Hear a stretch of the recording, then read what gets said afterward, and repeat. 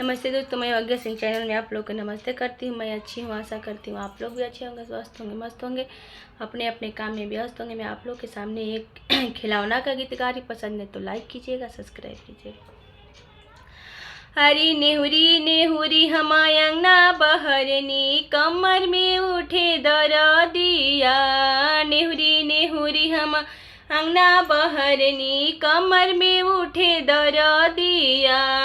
Mummy जी कह के बुलवनी, ना बोले खिलवाड़िया।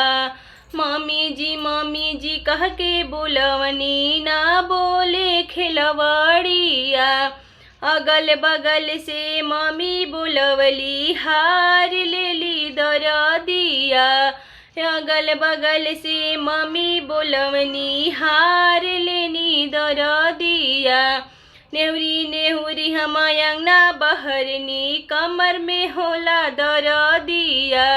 नेहुरी नेहुरी हम अंगना बहरनी, कमर में उठे दरदिया। गोतिनी कह के बोलवनी, ना बोले खिलवाड़िया। गोतिन जी कह के बोलवनी, ना बोले नगिनिया। अपना गाँव से भाभी बोलवनी, हार लेली दरदिया।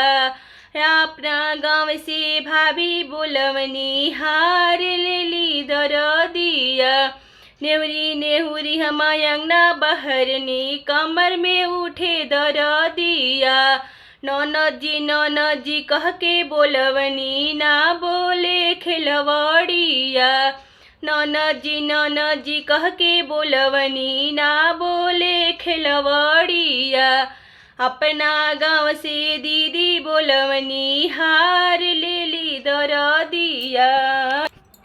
अपना गाँव से अपन दीदी बोलवनी, हार लेली दरदिया। नेहुरी नेहुरी हम अंगना बहरनी, कमर में उठे दरदिया। नेहुरी नेहुरी हम अंगना बहरनी, कमर में उठे दरदिया।